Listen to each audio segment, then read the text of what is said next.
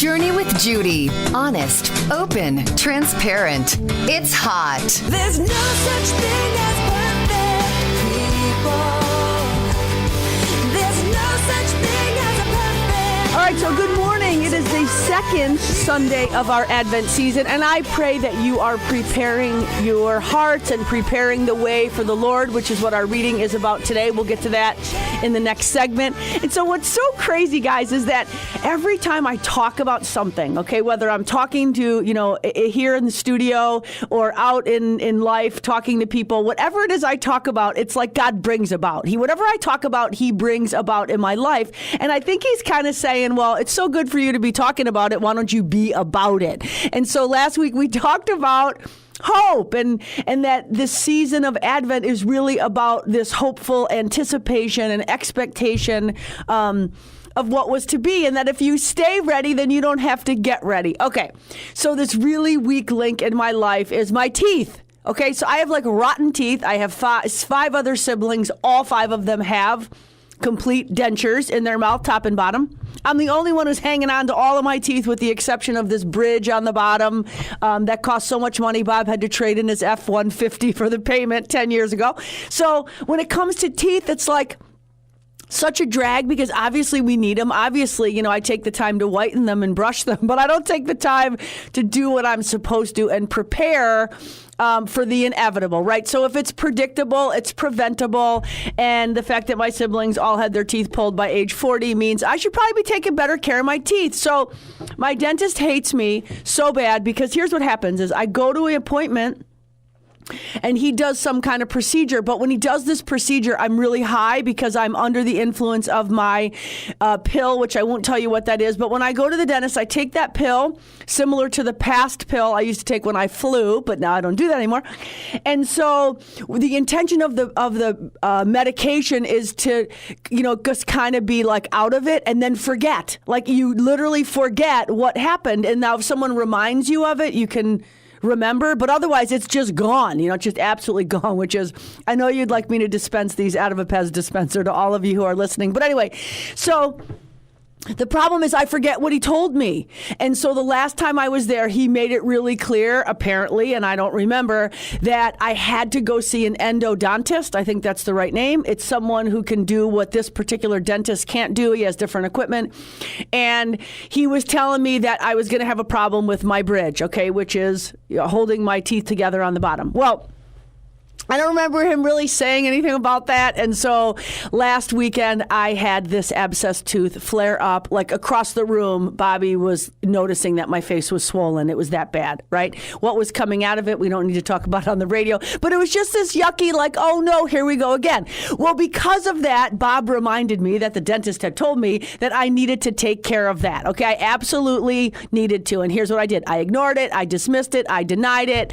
It's like I didn't hear him say that. I don't remember him, so I didn't see anything. So I was super sad that I had to call and be in this emergency situation again. And so I was like, oh my gosh. And of course, my man is like, Jude, the issue is you. The issue is you. It's not the dentist. It's you not doing what you're supposed to be doing. So I was kind of hopeful because I knew that I could get in the appointment if I begged, borrowed, and stole because they all know me at the dentist. So I had this appointment scheduled for Monday this past week, and I went there with this hopeful anticipation of something great happening because I was going to take care of this. And not only did he not take care of it, he sent me I spent the entire 6 hours of Monday driving from dentist to endodontist to oral surgeon to here, there, and everywhere. I'm going to tell you a little bit about it in the next segment, but the bottom line is I couldn't see what they saw. When they looked with expert eyes, one saw something different than the next. And so it made me super sad as I drove from place to place, but not even for the reasons that you're thinking. So we're back after the break. You're journeying with Judy right here on Lake 96.1.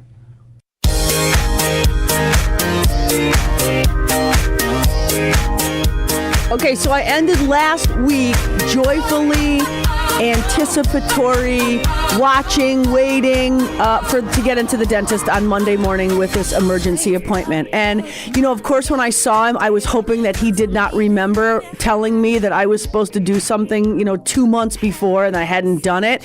And then I had to admit to him that on Friday I started taking antibiotics that were left over from the last visit, which, oh my gosh, doctors freak out about that because they don't even work when you don't take an antibiotic the right way. And so I was just going into this appointment like really having zero hope. Even though I preached about hope last week, I was like had zero hope that I wasn't going to get scolded by this dentist. But I was kind of hopeful that he would resolve the issue. And so when we took the x-ray and he told me that what he saw on the x-ray, like, of course he showed it to me. I couldn't even see what he was talking about, but it was very clear to him that I had this abscess tooth. And so Mandisa just said we had some, I feel it's a new day. I have something new inside me. Well, the new thing inside me is this abscess that is so bad it has wrapped itself around the post of my bridge. And so the dentist is like, the last time I saw this, I sent the person to St. Catherine's Hospital and they were flighted for life to St. Luke's. It's like, do you not know me to not say that out loud and put that out into existence? So he sent me immediately, like, get in your car. Here's the sad part too, guys, is I was without Bobby, and Bobby does everything for me and with me. And so he's working now different hours and he just can't drive me to Walmart and drive me to my dentist and drive me everywhere. And so I was just super sad to be navigating this space without him. So then I went to the next appointment, which was endodontist. Now, I just want, is it normal that I can just walk into an office and expect to see the doctor? Yes, I expect that. It actually happened. The guy came out and said to me, I knew him from volleyball, and he came out from his existing patient and said, girl, you're screwed. Like, you need to go down the street 2 buildings away to an oral surgeon. You need to have surgery immediately. So I just got back I literally was going from place to place, just sobbing. Okay. I was not sobbing for the reasons you think I was sobbing. I was sobbing because I was so grateful that I was not in pain, that I needed to take pain medicine, that I could literally drive so I just kept finding the high road and what's the good in it, and how could this be so much worse than what it is? And so the long and the short of it is I have to have this major procedure done and probably get all new teeth, and it's like such a super bummer. But here's the thing that stood out to me is that I was so blind. Like, I was so blind to, beyond my real blindness, I was so blind to what these guys were seeing. Like, because I don't see something wrong with my mouth, I did not do what I was supposed to do and take the necessary precautions. And then when I went to the dentist, it was so clear to him. Then I went to the endodontist and he saw something so different on a much greater level than the dentist. And then, of course, the oral surgeon could see what both of them didn't see. And so here I was thinking, like, okay, I am so literally blind, and how could I have not prepared the way for something like this? And so, of course, our reading today is very much about that. It is all about how John the Baptist came and he's like, listen, man, I am preparing the way, okay? Like, make the path straight. And like, what does that even mean? It means we stay ready so we don't have to get ready, okay? This Advent season, for those of you who don't understand what it is, it actually started during the Reformation. And a lot of people have wreaths, or they have these candles that they light, and that wreath represents the circle of eternity, right? The Advent wreath, it identifies and it helps people be mindful of those very virtues that Jesus has and wants us to have, which is hope and love and joy and peace. And so I was like, okay, so now I got to be loving. Okay, if I have to be loving this second week of Advent, I got to be loving the fact that I get this situation with my teeth resolved. Get to that I was not literally flight for life because this abscess, got so bad. But what's so crazy is what someone else can see so clearly, we might be so blind to. And then the person who we think is blind looks to us as if we are equally as blind to a situation that they see so clearly. Here's what's so funny is we see things as we are, right? And not as they are. And so I don't want to be blind, guys. Like, I've been blind for the majority of my life spiritually. I want to be preparing the way for the Lord. Like the scripture reading says, like, the glory of God will be revealed and we're all going to see it, right? Okay, but what if we don't? Like, what if we miss the boat? What if we are not ready and we're trying to get ready? And when we're trying to get ready, like when you're in that moment like I was on Monday, I couldn't even think straight. Like I could barely hear what these guys were saying to me because I just was kind of consumed with fear and the procedure and the dollars and just all. And then of course the pieces of like, why didn't I get this? Why did I ignore it? Why did I dismiss it? Why did I miss it?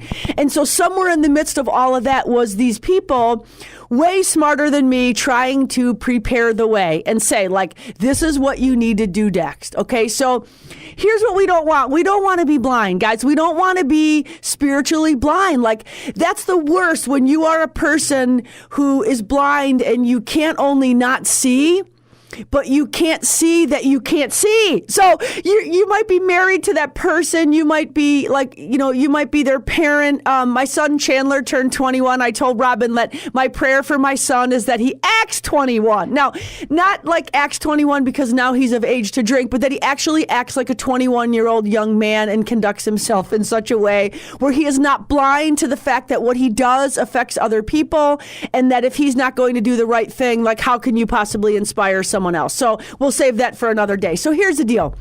Unlike physical blindness, right? Spiritual blindness is like they know that what they see is darkness, but they can't see that there's something on the other side of that darkness. And so that's the sad part, is because we're spiritually blind and some of those people are leading us, right? They might be leading us in our churches. They might be leading us in our country. They might be just leading us in so many ways, but so they're blind leading the blind. Like, I think that's where that quote comes from. I think even Jesus said that. Like, we don't want to be the blind leading the blind because those people actually think and believe that what they see is in fact better and more right than what others sees. Okay, so Christians are not immune to these conditions. I think it's even worse if we're a Christian because we don't see things through the eyes of God. And Robs, how am I doing on time? Do I need to wrap it up? Rob says I got to maybe wrap it up. Okay, so here's the deal. I think that people who walk in darkness, they just adjust their eyes. Okay, so people who walk in great darkness just adjust their eyes. And we want to be those people like John the Baptist who can slap them upside the head and we can say, listen, make the way straight. Okay, let's prepare the way for the Lord to do what only he can do so we can be what we are capable of being. So you're journeying with Judy right here on Lake 96.1. And thank you to Cunis Country Auto Group. Appreciate Greg sponsoring the show for 6 years running. We'll be back after the break. Said the night went to the little lamb. Do you see what I see? Welcome back. You're journeying with Judy right here on Lake 96.1. And so that's the question is like, do you see what I see? And why don't you see it? Like, why don't you see? I mean, I could just take and shake so many people that I know and love so desperately this Advent season and say, why can't you see what I see? Because whatever it is that we go through, it is always for us. And it's never something God does to us. It's always for us. And so I am one of those people who feel like I'm seeing now much more clearly than I did in the recent past and, of course, in the very distant past. And I do not want to be that blind person. I just don't. I mean, it was so beautiful when I got my new glasses because I just saw everything so much more clearly. And I feel very blessed and privileged that I see so many things through the lens of faith today. And so as we're preparing our hearts and our minds and our lives for the coming of the Lord, like, what does that look like? You know, this great and profound mystery of faith. When Jesus came, like, it's just so crazy. So we're waiting in this joyful hope for what we know is going to happen. Like, we just know it's going to happen. And so if we know that we know, then why do we allow ourselves to be spiritually blind? It's just so crazy. Like, that's part of the other scripture reading for today. It says, like, the Lord doesn't delay in keeping his promises. So be ready. Just be ready. I don't know what ready means for you this Christmas. I don't know if you're focusing on what you are without, but I can tell you this Christmas, you will never be without the love and the forgiveness and the mercy and the presence of God. And so if we have that, we need nothing else. And if God is for us, then it really doesn't matter what or who seems to be against us. So I don't think this happens like overnight. I think that we think we're seeing clearly, and it's like I loved in my other house that every light was on a dimmer switch. My man was so cute about having every light on a dimmer switch, which meant you could have any degree of lighting that you wanted at any point in time, which now I realize is not a necessary thing. However, I always used to give my kids the example of a dimmer switch, like when you are baptized and you come into your faith, that you see things so clearly, and kind of like that dimmer switch, slowly but surely it gets dimmer and dimmer, and then the light becomes dark and the dark is light, and how dark does it really get? And that's what happens when we are spiritually blind. And what's so crazy is we see something so clearly that somebody else doesn't. So great example, my son Chandler turned 21 this week, and I was sitting next to Bob, and he was sending a text to Chandler first thing in the morning on Wednesday, and I had sent my text before, and Bob, as he was texting, I could tell he was starting to cry, and then he read me the text, and he was so quick to stop texting when his emotions got the best of him, when he was professing his love and respect for his 21-year-old son. And so I texted Chan, and I said, Dad's literally bawling his eyes out. I said, he's so emotional, just like you. And Chandler texted back 4 words. I just don't see it. I think that's 5 words. I just don't see it. Well, here I know my man to be like the most emotional guy ever, and his own son does not see it. And so I want my kids to see what I didn't see. I want my man to see what I didn't see. And when we're living in the Spirit of God, we see things that we wouldn't see. We know things that we wouldn't know. We can believe things that nobody else can believe. And so preparing is just what we do. And just don't get me wrong, like, I am an honest, open, and transparent person, and I fall down on the job every day when it comes to living a life worthy of the call that, I have received. But what I love is I just get back up on the horse now. Like when I was crying about the dentist, feeling sorry for myself for just that 1 minute, I was able to pull it together. I was crying in complete gratitude for the fact that I can get in the car, drive to a dentist, see a dentist, go to the next. I have the resources to get this taken care of, and I'm just so grateful. I mean, just literally so grateful. So why are we spiritually blind, guys? Why can't we just be grateful and see things and the goodness of God? I don't know. I guess sometimes I think that we're kind of full of pride. Like, so Scripture says all the ways of man are pure in his own eyes, right? But arrogance can make us so blind that we believe wrong is right. Someone can tell us, but we just don't believe it. And not believing in God always working everything out in his time and his way for our highest and best good. Not believing that is believing a lie. Anything less than believing that. And so, we have these blind spots, and they're super dangerous. Like, if you drive around me, you'll know that I'm just always in your blind spot. Like, I'm always in your blind spot. So you have to be paying attention. And so I don't know, when you're spiritually blind and you're full of pride, I think it's some pride in there, that we just got to pray for humility. Like, maybe that's the thing that God can bring you this Christmas. A little bit of humility, a little less pride. How about that? Okay, so number one, if number 1 is pride, number 2 might be like not being willing to be hot, right? We talk about that on this show often. Honest, open, and transparent, right? We want to see and hear and recall that which we want to see, hear, and recall, okay? And we are called to know and love and believe that what God is doing is always for our best. So we can see how wrong everybody else is in a situation, but we can't always see how wrong we might be. Like, we have this selective vision. It's like we chose to put our glasses on when we choose to put them on and see things in a magnifying state.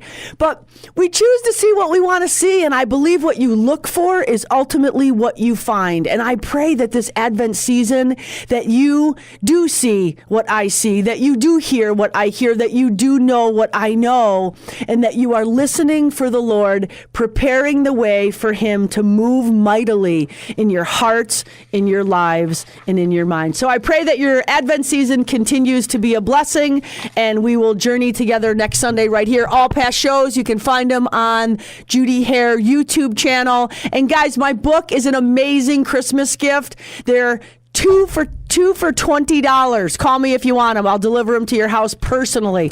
God bless, and keep it hot, honest, open, and transparent. Peace out.